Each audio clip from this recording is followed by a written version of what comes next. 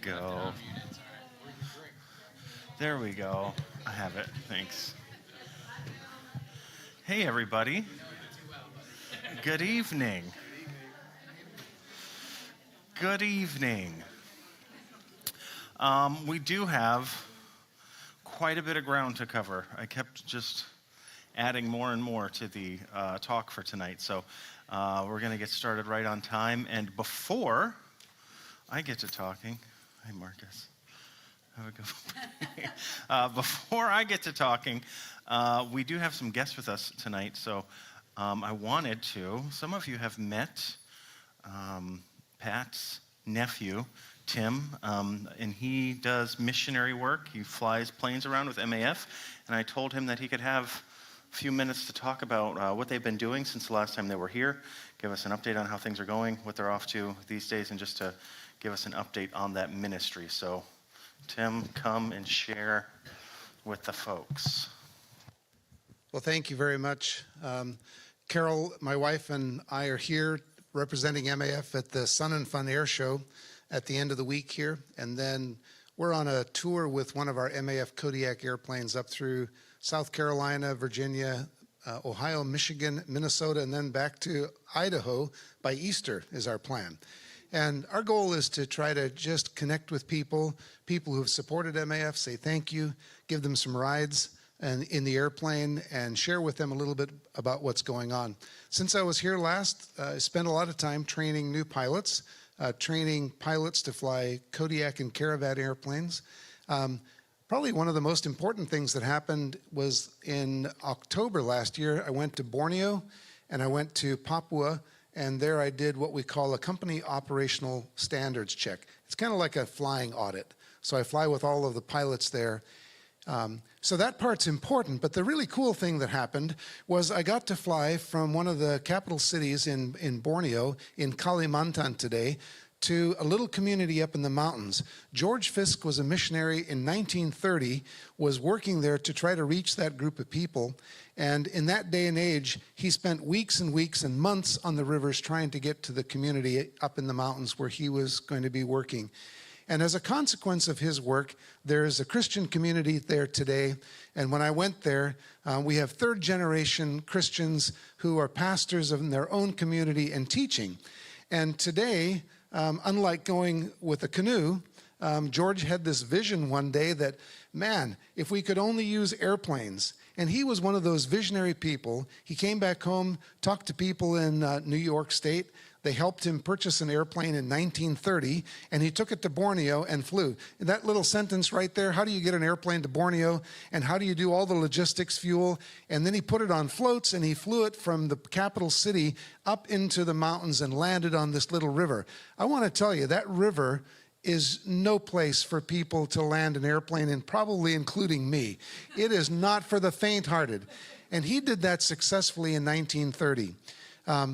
When I was there in October, we did that flight. We took a group of people, a grandmother, a young lady who was expecting a baby. Later, we took the mom and the baby and these pastors back from a mission and church conference to their home community. 1 hour flight time. I asked the people there, how long does it take today? They go, well, it depends on the river. Sometimes 2 weeks, sometimes 3. He said, we don't send little babies and moms and grandmas in the canoe anymore. And it was just cool to go and fly in a place where visionaries had begun this work many, many years ago. And in that period of time, 1925 in Papua New Guinea, in Borneo in 1930, and in Papua, Indonesia, a number of people were beginning that process. So it's wonderful to see Christian communities that are a outcome of that missionary work who are teaching and evangelizing their own people today. And they are very good at reaching their people compared to those of us who are foreigners. It's a great opportunity to train pilots. It's been 37 years that I've been doing this work, and I can't believe how fast it's gone. I don't know how I got this old, but it is absolutely a blast to train and equip the trainers who are doing teaching these days. And in thinking briefly about what I would share with you, I was reminded of Moses' song in Deuteronomy 31. And in verse 3, he says, "For I proclaim the name of the Lord, ascribe greatness to our God. He is the rock, his work is perfect, for all his ways are just. And God of truth, and without injustice, righteous and upright is he." And that's the God that we serve, and that's the God that we proclaim. And thank you for a brief opportunity to just greet you. We thank you and praise you for the opportunities to come and share. God is keeping the door of ministry open for us and providing for us, even though many of our supporters are aging out and unable to do that.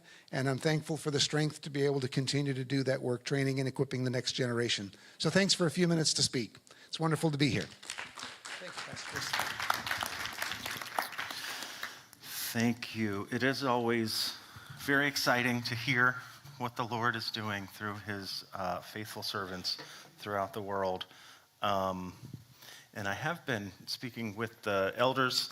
We're going to be talking with our missions board here about supporting you guys financially too. So we're excited to be able to share that with you. Don't know just how much yet, but that is on the horizon. You guys are family, so it's kind of our obligation to do that. And joy, too. We're not doing it just because we're obliged, but we're excited about that. So we should have some information for the church about that and for you guys about that soon, too. So thank you so much for being here and for what you're doing and just giving your whole life to the service of the kingdom, advancing the gospel. It's very inspiring. So I forgot my clicker. Here we go. All right. Here we go. We are in part 8 of our study on knowing your enemy. If you're just jumping in with us for the first time tonight, welcome.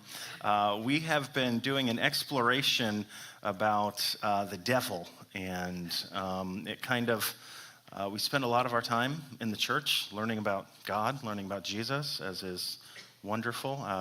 You can never know too much about the Lord, and we'll be learning about him for all of eternity, new things every passing moment.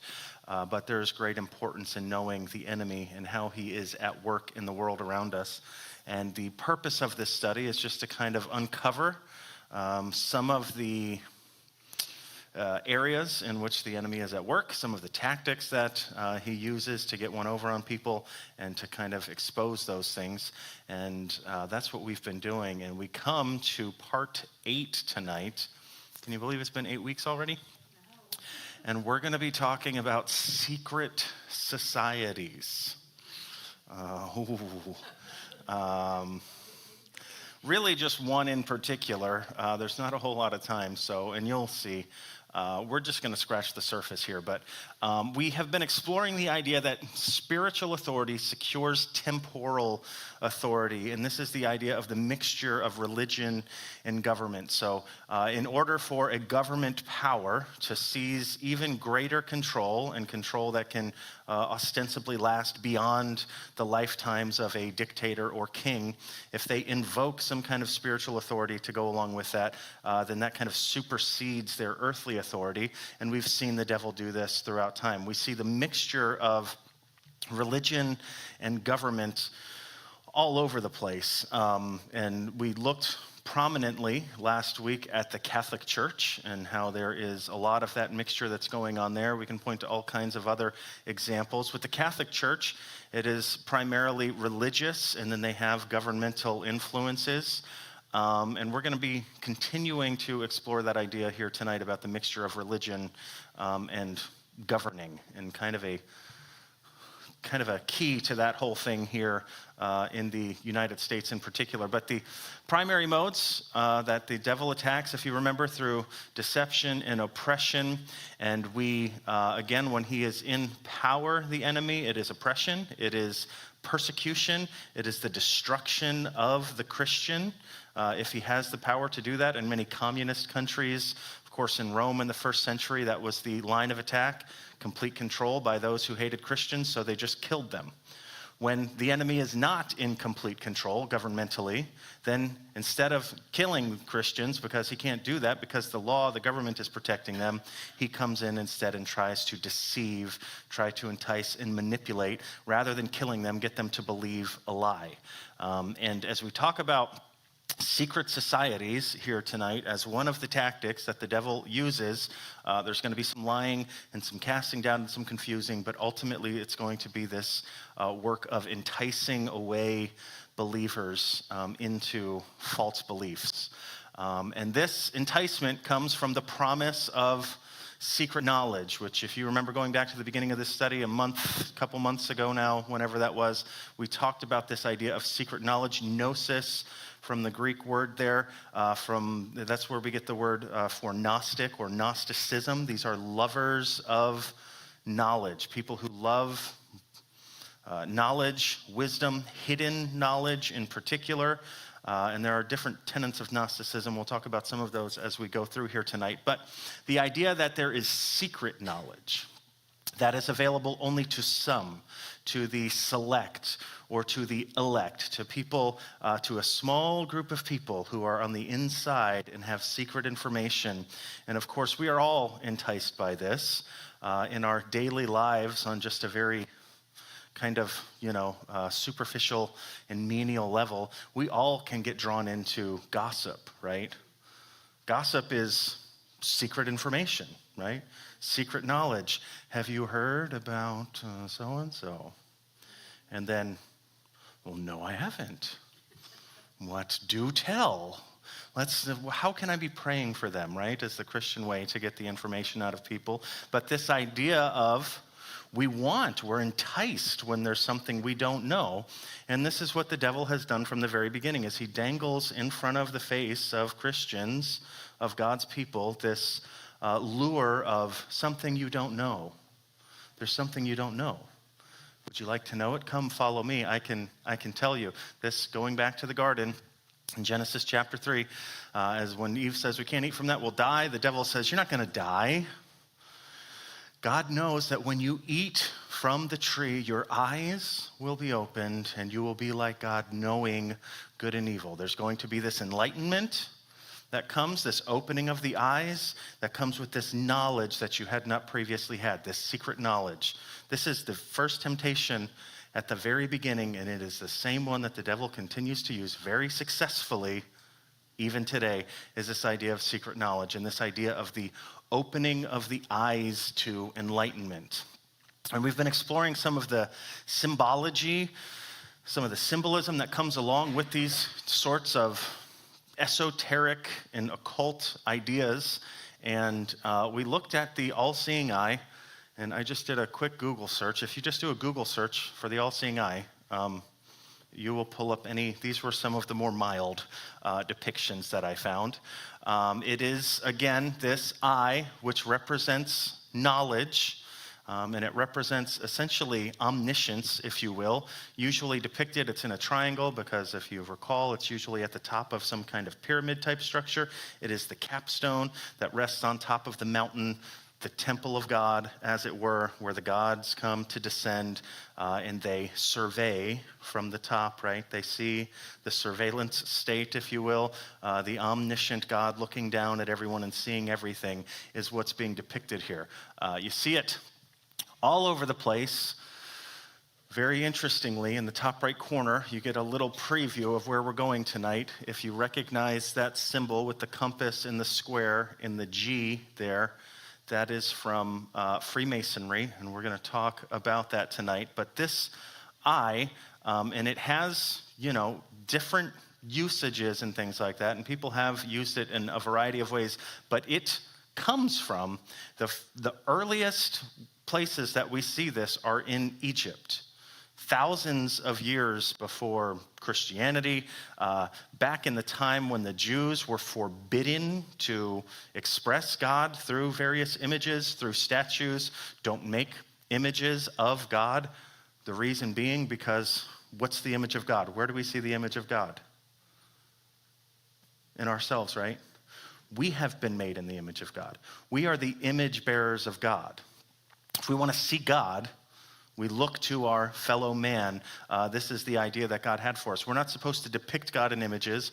We're not supposed to depict him in statues and things like that. So even though there are people who are well-meaning and use images like this to represent Yahweh, and that is their intention, That is not the history of this symbol, and it goes way, way back to ancient times like we saw several weeks ago. And of course, even in contemporary usage, we remember our old friend Aleister Crowley there, who has very prominently that eye on his hat, the Eye of Horus in the center of that triangle, surrounded by a six-pointed star.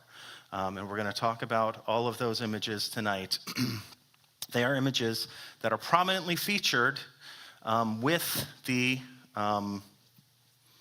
secret society, if you will, of Freemasonry is going to be our topic of conversation here tonight. So we looked at this picture once already. This is a poster from kind of a chart of how Freemasonry works. There are essentially two main branches of Freemasonry. You have the Scottish Rite, which is kind of generally the more influential of the two. And then you also have the York Rite, and the York Rite is on the right of this picture.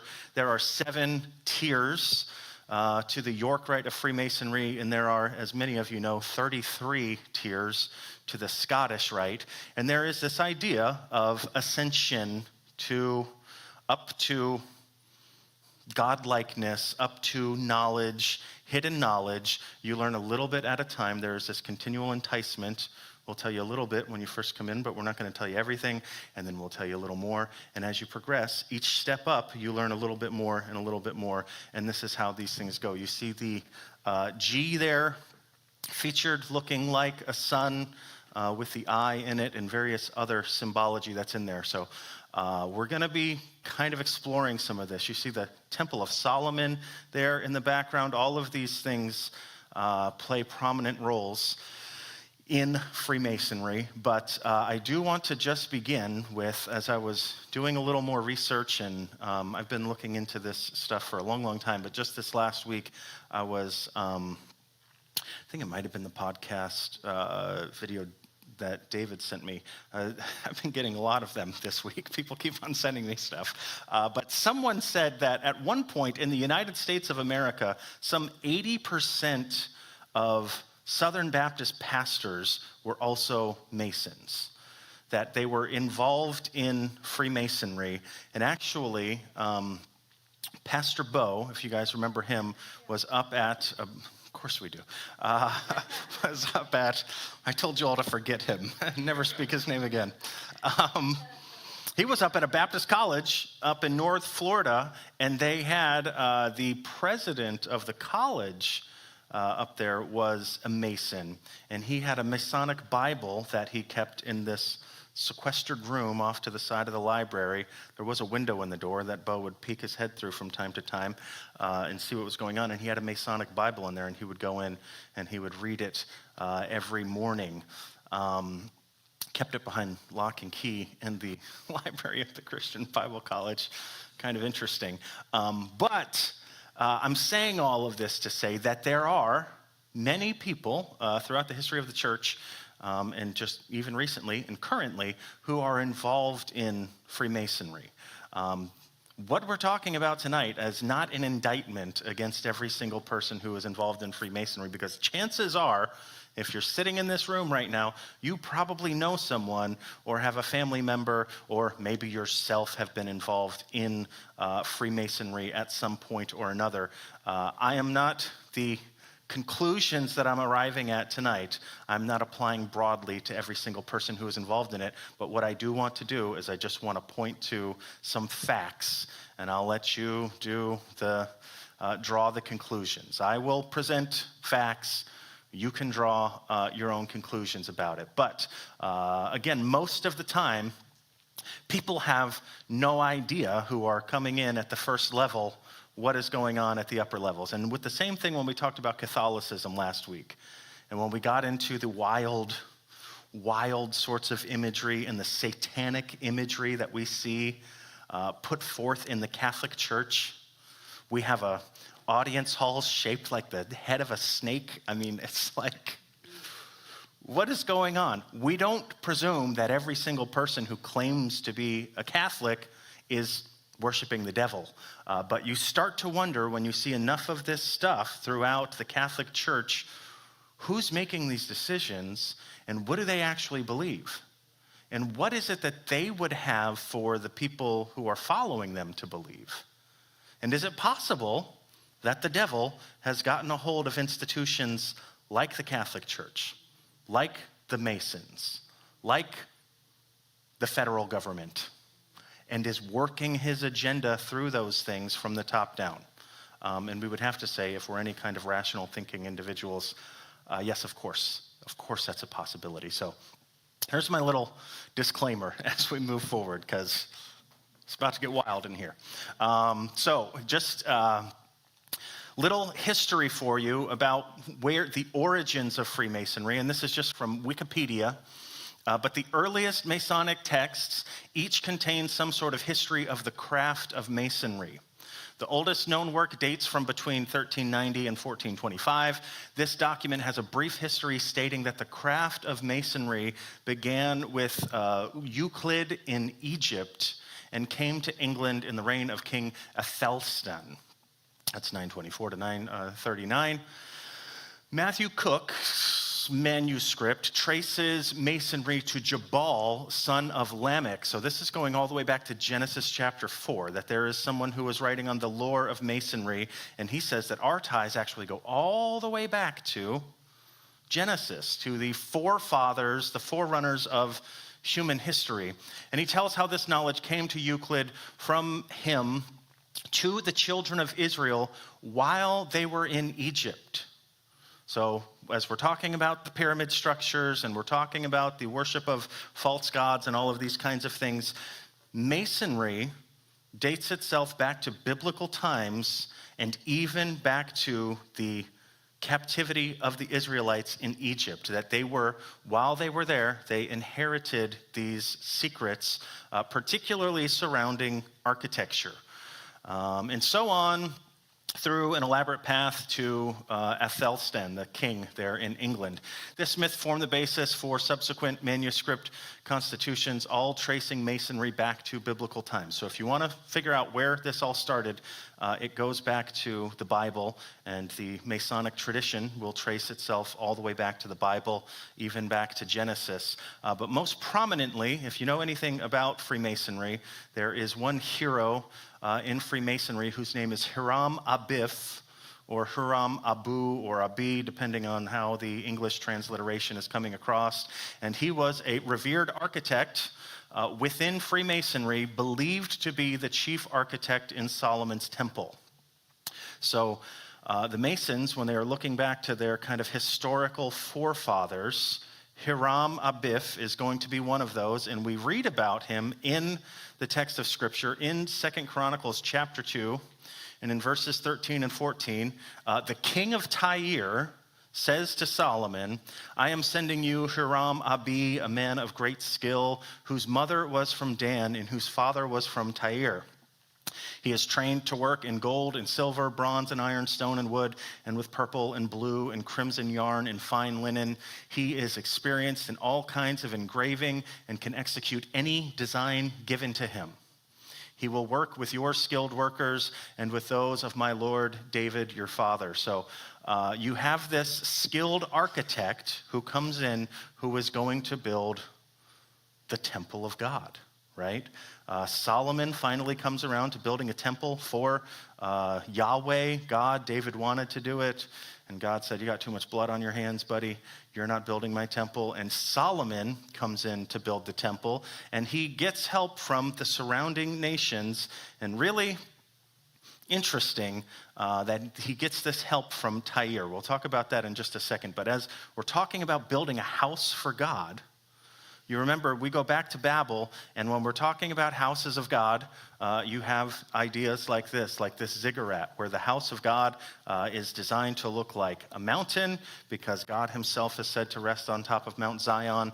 So we have these ziggurat structures, and these sorts of ideas are generally associated with ancient architecture and with even someone like Hiram Abif, even though we kind of know what Solomon's temple looked like, and it didn't look anything like this, but I'm just bringing this back when we're talking about houses of God. This is a prime example of what one of the houses of God looked like. Now, it's interesting to consider the descendancy of this man. It said that his mother was from the tribe of Dan, and his father was from Tyre. And if you don't know anything about the tribe of Dan, if you were with us in Revelation, and you can go in your Wayback Machine and remember the tribe of Dan, the tribe of Dan, along with Ephraim, were known for their involvement in idolatry and rebellion, which led to their exclusion from the list of tribes in Revelation 7. So those two are replaced with Joseph. Joseph comes back in because, of course, his tribe is split, and then Levi gets left out because they're taking care of the priesthood. But then it all basically, you get it back kind of in the right order in Revelation chapter 7. But the tribe of Dan excluded because of idol worship. And then his father is from Tyre, and in Ezekiel 26 and 27, we have that prophecy of the king of Tyre. And the king of Tyre in Ezekiel is usually, by most scholars, understood to be Satan. That there's a prophecy going out against the king of Tyre, but the king of Tyre is standing in as an earthly representative of Satan himself. He is a type of Antichrist in the Old Testament, and this is that thing where it says, you were there in the garden. So we know that it's like you can't be talking about this human being who's the king of Tyre. So you have this guy, Hiram Abiff, who comes in to help build the temple, and his mother is from an excommunicated tribe known for their idol worship, and his father is from a nation who has been associated with its king being Satan. And this is the guy who is looked to as something of a model in the Masonic community because of his ability to build this architecture and these sorts of things. And you might be thinking to yourself, why would God send in and call for a man of such pedigree to come in and build his temple anyway? And I would just say that, well, God uses the most unlikely of people all the time, doesn't he? Why would he pick Judas to be one of his 12 disciples? Did he not know that Judas was possessed by the devil and was going to betray him? Of course he did. Who can understand God's ways? We don't know. But that's Hiram Abiff. And if you do any reading in the Masonic literature, you're going to see him mentioned time and time again. But this is we're going to take a couple little short detours into cul-de-sacs and then turn around and come back. But one of those is this right here. As we're talking about the history of Freemasonry, we have to talk about Adam Weishaupt, who founded the Illuminati. Now, this is not, I know that when we talk about the Illuminati, people get all like, what? This is historical fact. You can look this up. There was an organization back in 1776, isn't that interesting, in England, and they called themselves the Illuminati, this secret society of people who were meeting. And Adam Weishaupt was the founder of this, and he kind of says what his aim was with this organization that he formed. And he said, the great strength of our order, that is the Illuminati, lies in its concealment. Let it never appear in any place in its own name, but always concealed by another name and another occupation. None is fitter than the lower degrees of Freemasonry. The public is accustomed to it, expects little from it, and therefore takes little notice of it. Freemasonry may be much more than a cover. It may be a powerful engine in our hands. And basically what his tactic was to infiltrate various organizations and to kind of inculcate them with his own ideologies, his own aims, was to kind of be this mole that gets in there and then converts everybody. I have actually heard of some Jehovah's Witnesses doing the same sorts of things, coming into local churches, little churches, and trying to change everybody in those churches to be Jehovah's Witnesses. And depending on how slick and sly you are, you can get those things across, but this was Adam Weishaupt's mission. We pick up a writing from this from a former Mason whose name was John Robinson, and he talks about this sort of thing happening. He says, I have found that the covert secrecy of a Masonic lodge has been employed in every country for venting and propagating sentiments in religion and politics that could not have been circulated in public without exposing the author to grave danger. I have observed these doctrines gradually diffusing and mixing with all the different systems of Freemasonry. This is John Robertson, a former Mason, who wrote an essay called Proof of a conspiracy against all the religions and governments of Europe carried on in the secret meetings of Freemasons, Illuminati, and reading societies. That's a dissertation title right there. So he says, we observed this happening.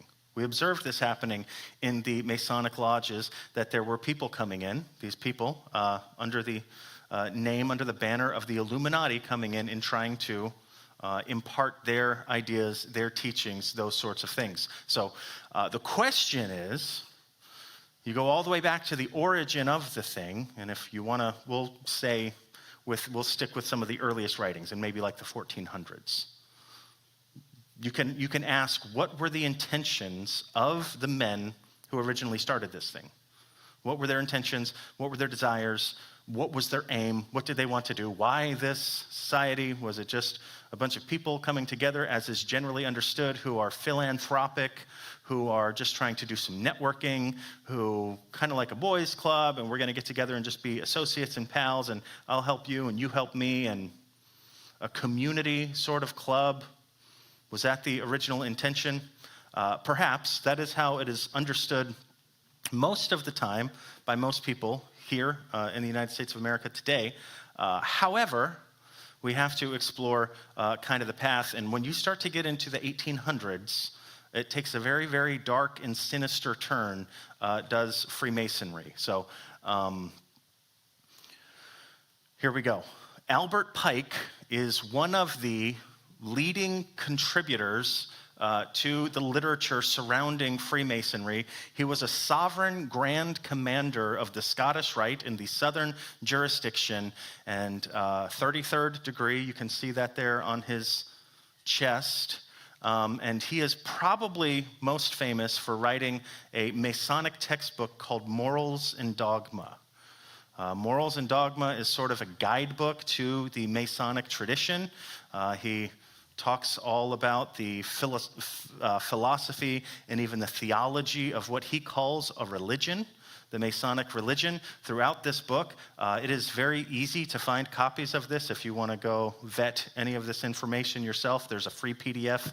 All you got to do is do a Google search for it, and you can read all of this stuff firsthand. It's actually digital images from a book. I don't remember the publication date on it, but this is Albert Pike, and this is going to take a really weird turn here, but this is the House of the Temple, which is a Masonic temple that is in Washington, D.C. This is just some mile or two away from the White House.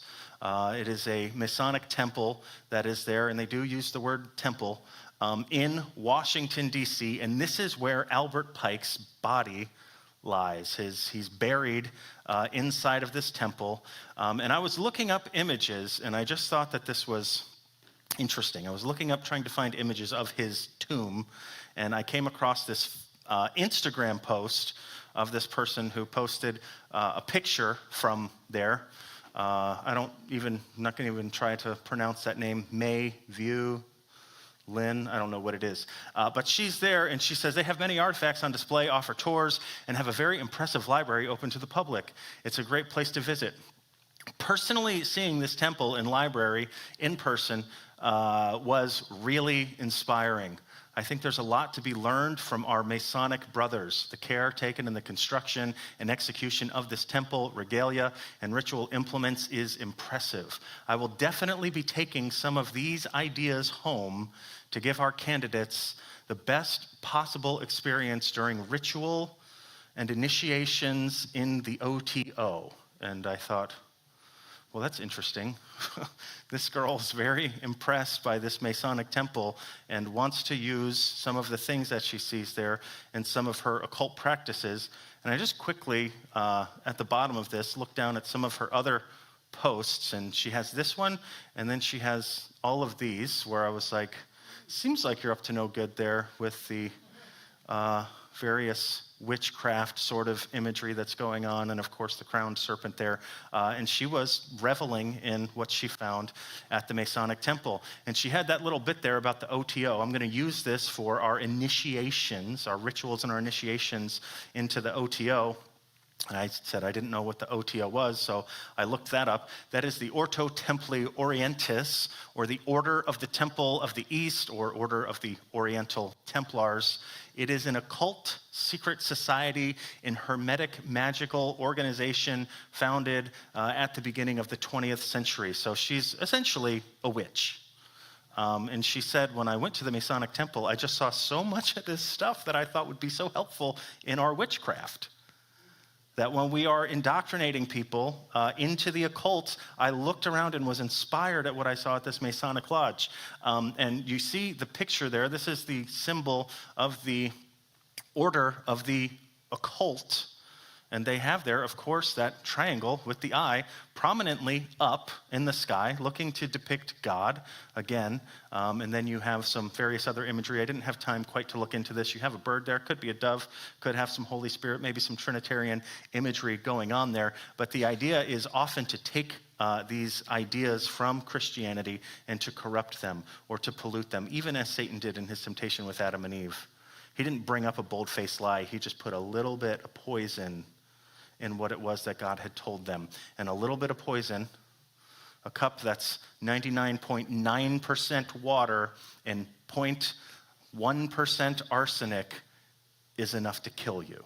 And so it is with most lies. So anyway, a little detour there. That's where Albert Pike is buried. And here's one of his admirers.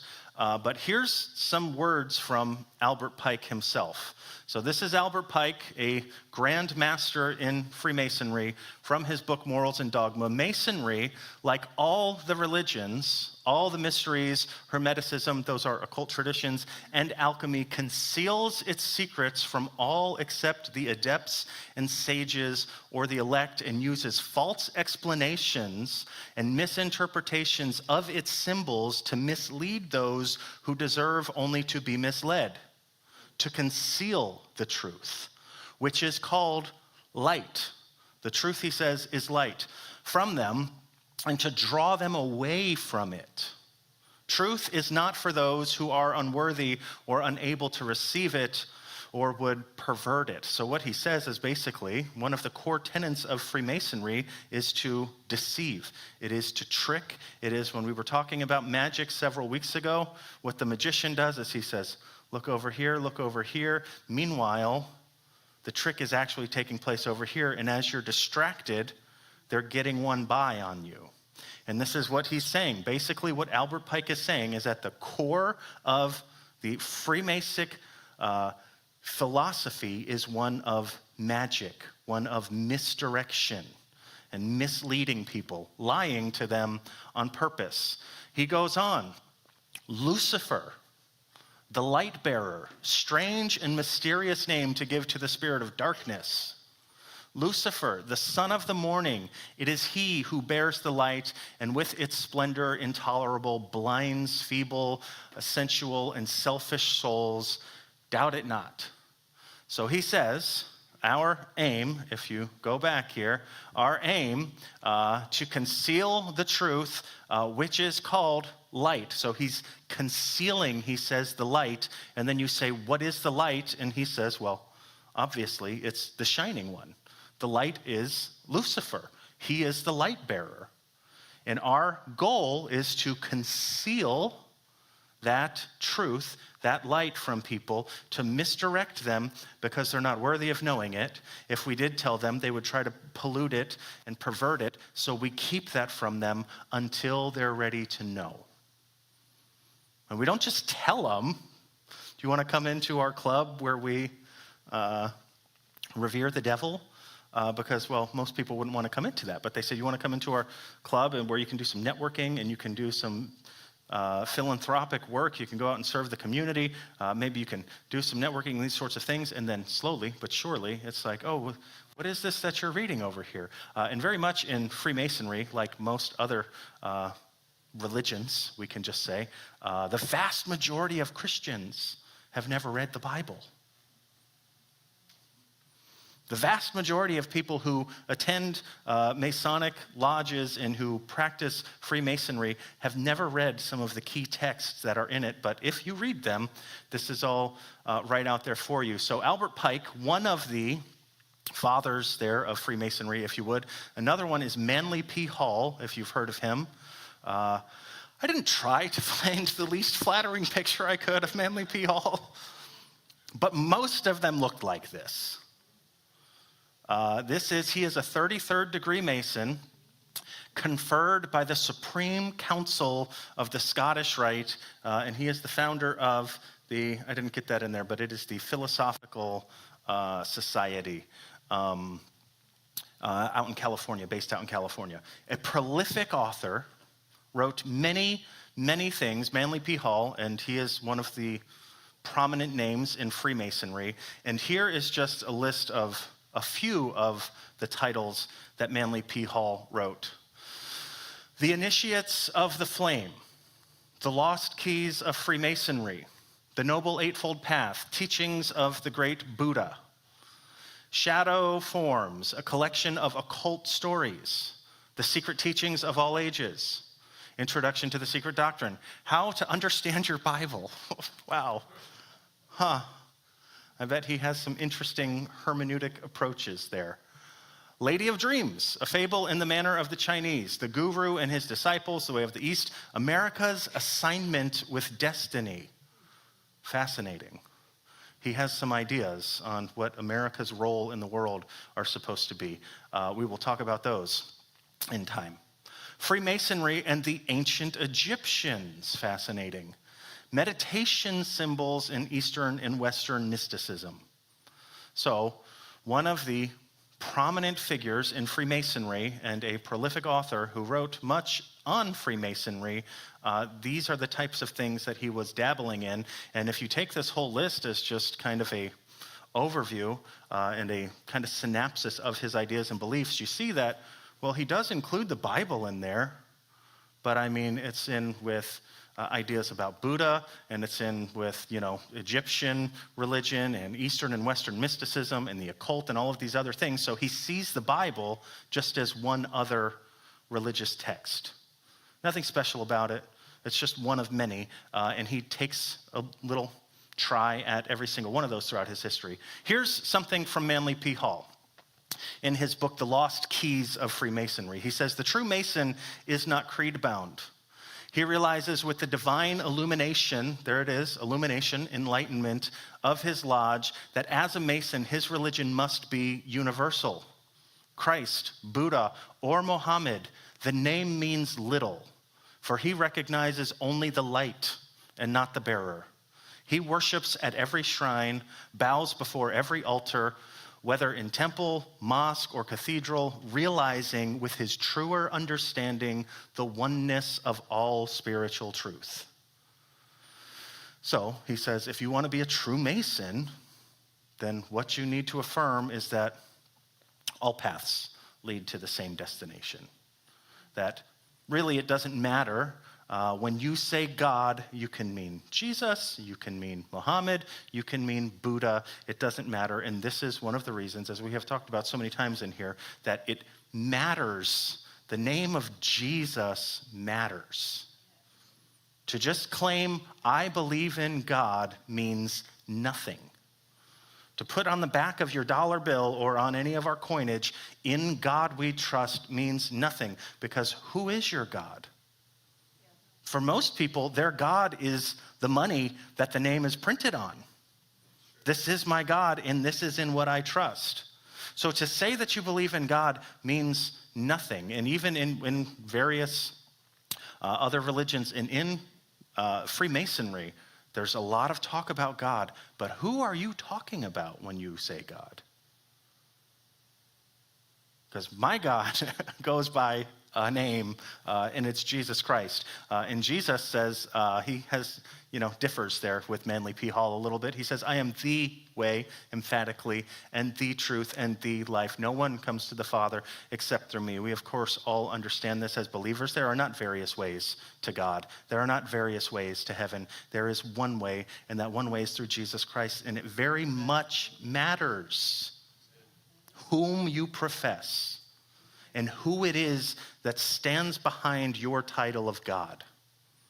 I know what I mean when I say God.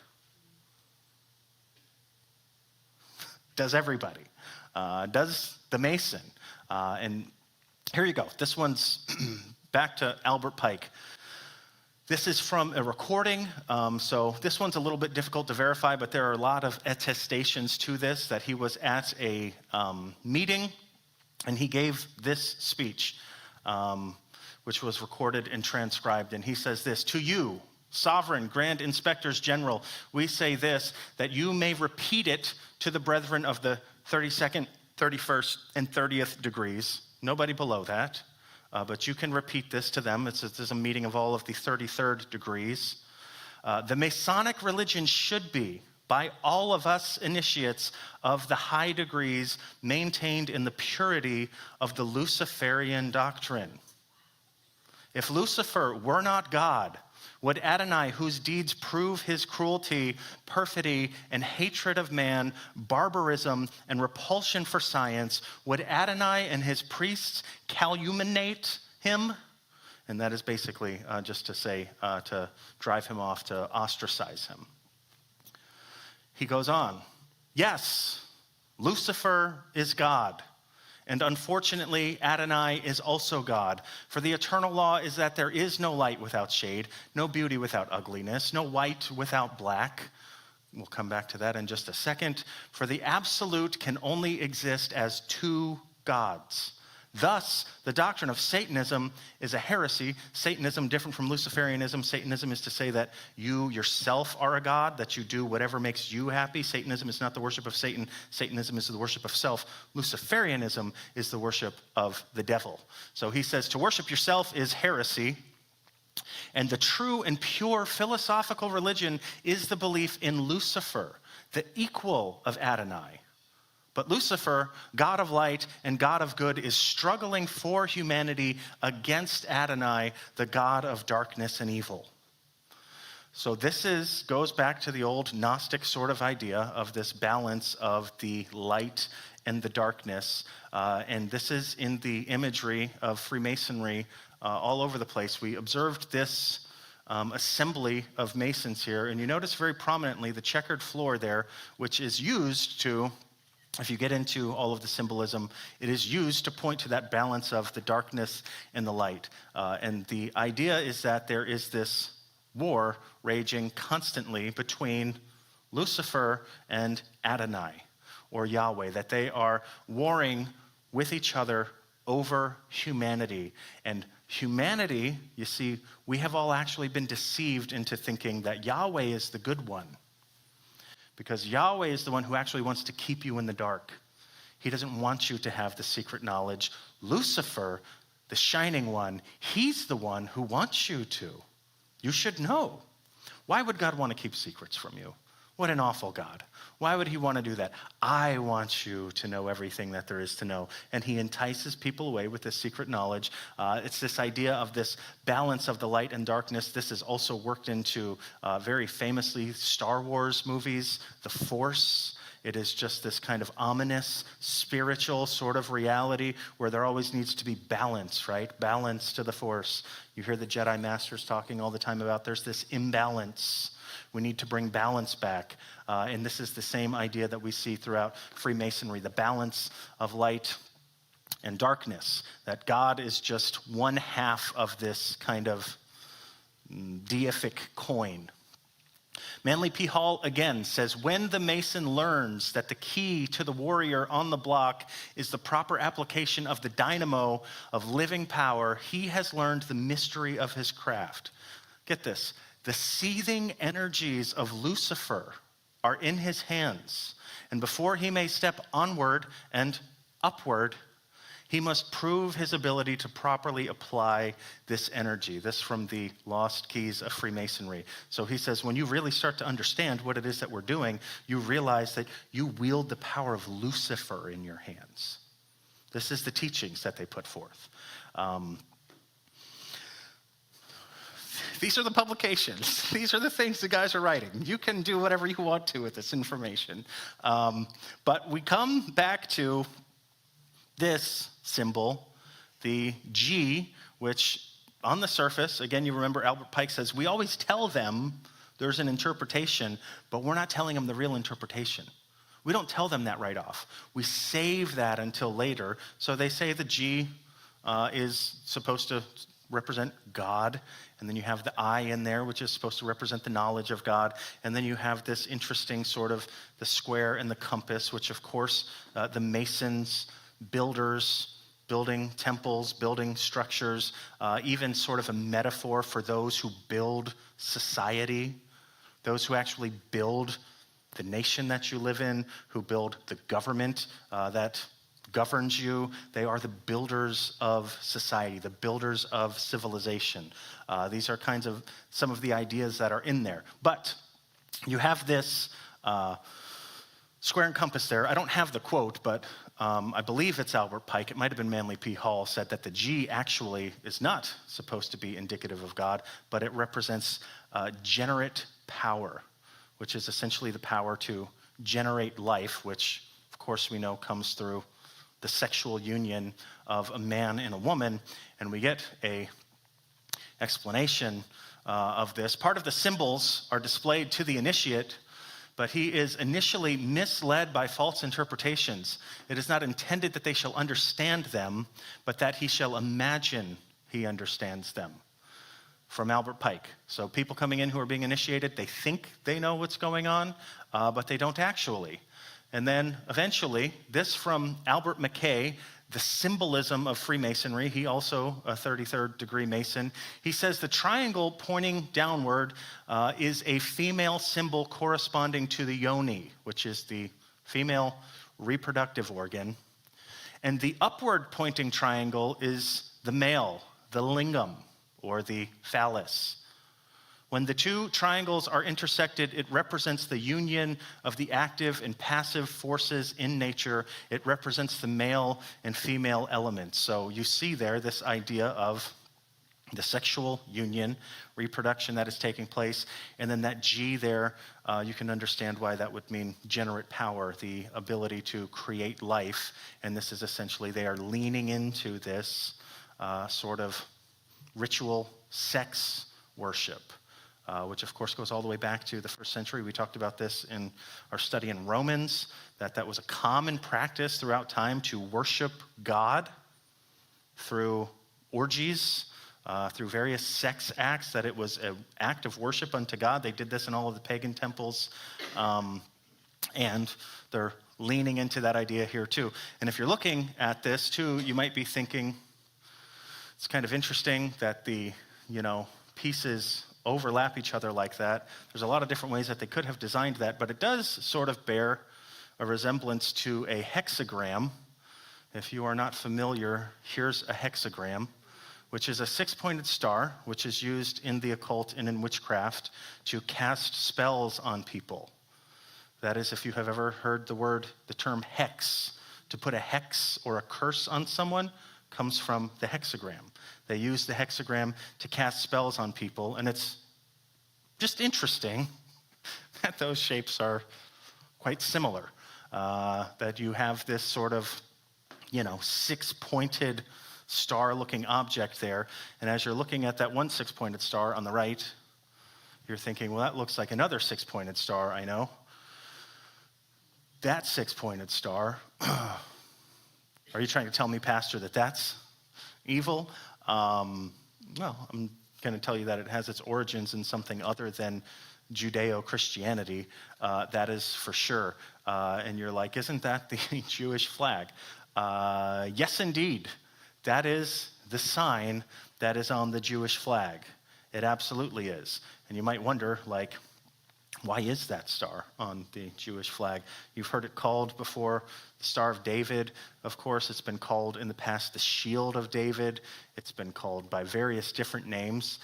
If you want to figure out where this came from, as legend has it, the Jewish nation didn't even exist as a nation, of course, until the Balfour Declaration after World War II had ended, and then all the Jews are brought back into Israel. And the Jews didn't have a flag, and stories that I have heard are that when the Jewish, they didn't really technically have any leaders. They didn't have a government. They didn't have anybody really to lead them. It's just a bunch of outcasts who are brought back to their homeland. And as they are being recognized in the world as a nation, there were other people, nefarious forces, the powers that be, who devised this flag for them and put this six-pointed star on there. And at the time, the Jews who were in any type of leadership said, we don't want a six-pointed star on our flag. We want a menorah. The six-pointed star actually for us carries a lot of bad memories because we all just had to wear them on our sleeves in order that the Nazis could find us and rape us and kill us. So we'd rather not have that flying over our heads as the nation for our country, or as a symbol for our nation or country. But that was what they got. And if you go back into a history of why is the six-pointed star associated with the nation of Israel, this is what you will find.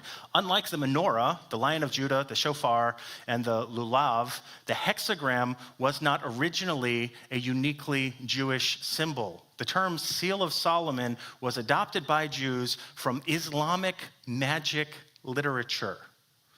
So from magic. This is where this came from, this idea of the six-pointed star. While we cannot assert with certainty whether the term Shield of David originated in Islam or Jewish mysticism, Lenora Leet argues, though, that not just the terminology, but the esoteric philosophy behind it had pre-Islamic Jewish roots. So people are arguing back and forth. Does the six-pointed star actually come out of Judaism, or does it come out of somewhere else? Because when we look back through archaeology, we see these six-pointed stars all over the place throughout Mesopotamia.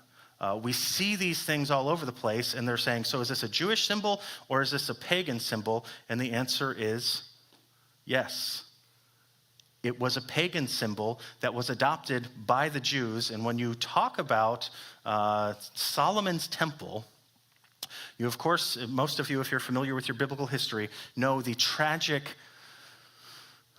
ascent and descent of Solomon, how vast his empire and his influence expanded throughout the world, and then how quickly that whole thing fell. And the reason that God allowed for Solomon and his temple and his kingdom to fall was because Solomon brought in various wives, and he allowed all of them to bring their gods into the temple of God. That all of these other gods were being worshiped inside of God's temple. And then you start to wonder about, okay, so this six-pointed star, what's the deal with this? We actually have some indication of this in the Old Testament. In Amos chapter 5, he says, did you bring to me sacrifices and offerings during the 40 years in the wilderness, O house of Israel? You shall take up Sikkuth, your king, and Kiun, which is another name for Saturn, your star god, he calls them. Your images that you made for yourselves, and I will send you into exile beyond Damascus, says the Lord, whose name is the God of hosts. So there is this idea of star worship and of star imagery that is in Jewish tradition, but that does not mean that it is honoring God. There are lots of things that work their way into Judaism that do not honor God. And this six-pointed star is presumably one of those because it has occult background ties to it. What's really, really curious about this is this star god went by the name Kiun, which, as we have talked about, these gods take on various names throughout various generations, and that eventually became known as Saturn. The star god became known as Saturn. And if you know your planetary systems here, Saturn is, what number planet is it?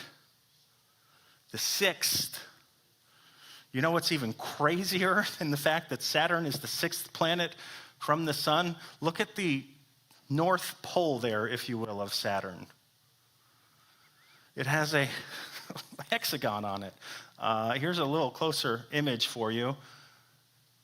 That's something that just doesn't naturally occur in the world normally when you're looking at especially different planets and things. A circle up there, we would say that's cool. How did it get six evenly sized sides on it? Here's another picture for you.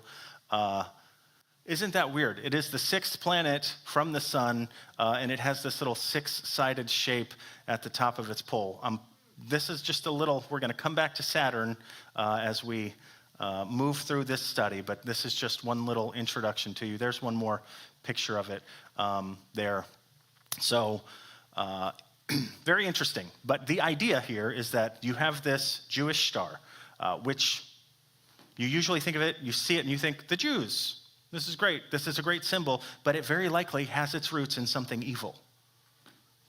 And in like manner, we come back to some of the imagery that we see in the United States of America. We have already explored this a little bit. The Great Seal, both sides on the back of your dollar bill. And it says, of course, there, you might remember at this point, Annuit Septis, that is announcing the conception of the Novus Ordo Seclorum, the New World Order. Announcing the arrival or the birth of the New World Order. And then they have prominently there, of course, the date of 1776 at the bottom of that pyramid with the eye on top. And of course, most people, they see this and they think it's kind of a strange thing, I guess, but we've come to understand that that I means God. And then, of course, we just say, oh, God, Yahweh. Well, if that's who your God is, well, then maybe that's who it represents to you. But that is not historically what that has represented.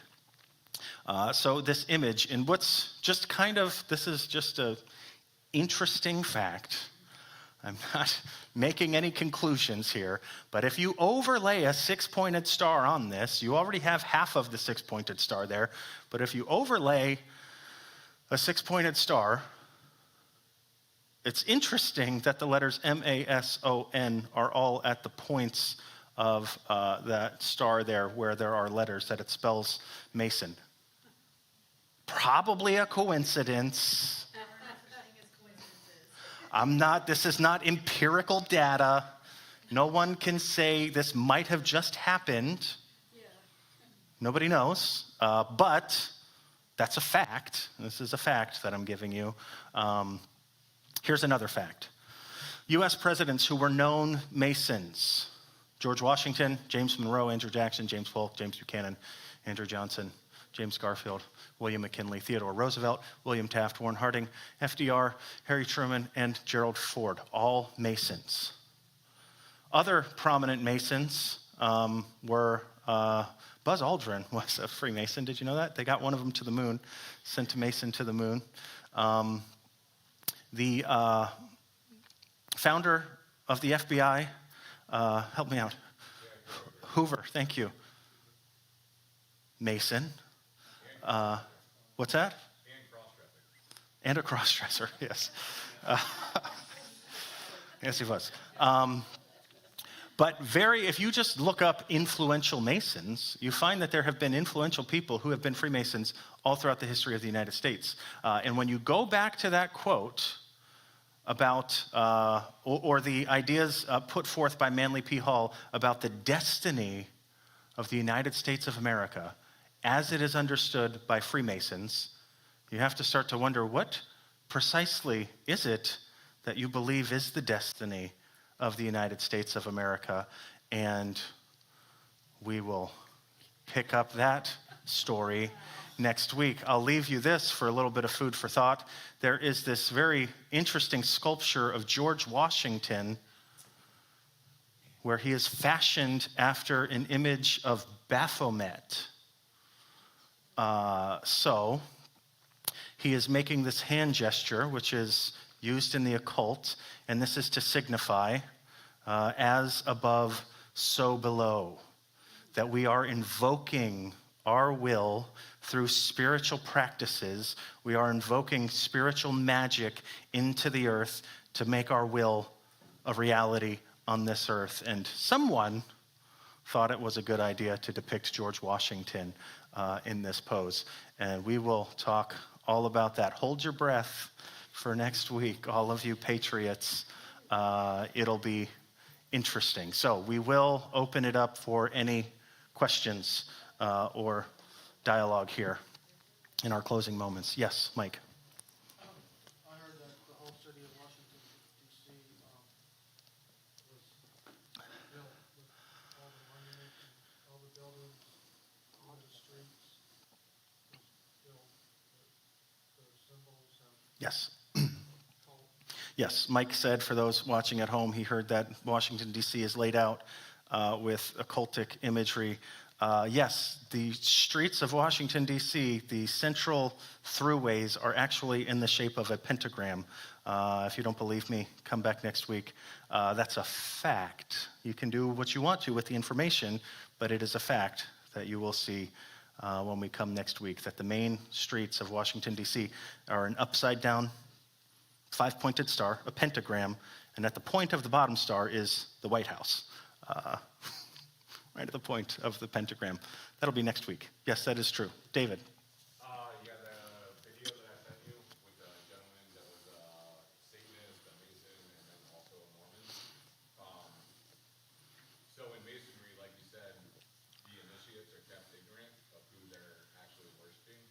But he suggests that even though they don't know, when they pray at the altar at the Masonic Lodge, they think they're praying to God, our God, Jesus Christ. Yeah. But they're actually praying to Satan. But because they are praying to him, even though it's out of ignorance, they're actually fueling Satan or Lucifer, because any worship to Lucifer, he is fueled on the idea of worship. Yeah. So they're ignorantly fueling Lucifer through their lack of knowledge of who they're actually praying to. Yeah. Yeah, so the idea of the sort of altars in Masonic lodges where people come to offer prayers and they pray, and the idea is that they're praying, and no matter who they're praying to, Satan is deriving power from that because he is essentially the force that is ultimately behind that. The people who established that altar dedicated it to Lucifer, so that anything that happens there fuels Lucifer. And yeah, we can't empirically say that, but likely. I would also say that a person praying, no matter where they're praying, they're praying to whomever they're praying to. And it's not like as if you're sitting at an altar of Satan, which by the time we get done with this, you will all have realized that you have unwittingly visited altars of Satan because they're all over the place.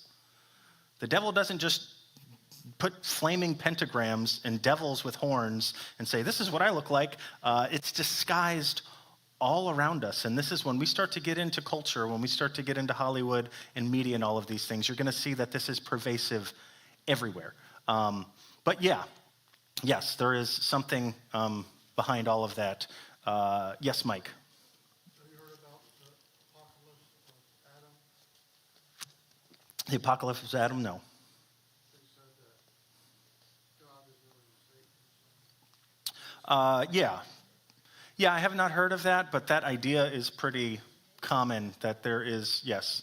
I mean, it's essentially, so if the devil's going to corrupt any form of truth, right, then if we would assert that it is true that the devil masquerades as an angel of light and presents himself as a benevolent being, then the devil would take that same fact and would turn it around on us and would say, no, I'm not the bad guy, that's the bad guy. And he, of course, would try to attempt to prove that, and that's been throughout the history. The devil is going to present himself as something enticing, beautiful, attractive. He's not going to show up, with claws and fangs. This was week 1 in our study. He's going to either, you will not recognize him at all, or he's going to look very, very enticing. Christopher. Where did Lucifer, son of the morning, come from? Literature or biblical teaching? Yeah, that is from the Isaiah text where he's called the morning star, which is the shining one, which gets transliterated in Latin. When we had Latin versions of the Bible, Luke's is light, fur, to carry. Christopher, our names are to carry Christ, Christopher.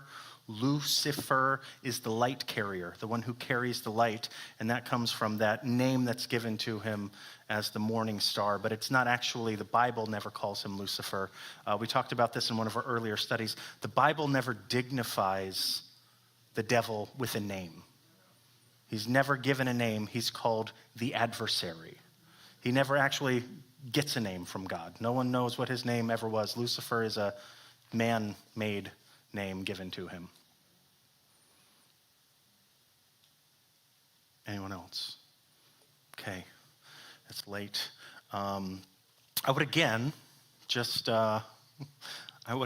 remind everyone that it is, we have to, when we get into talking about the United States of America in particular, that one gets like real tough for people because we love our country.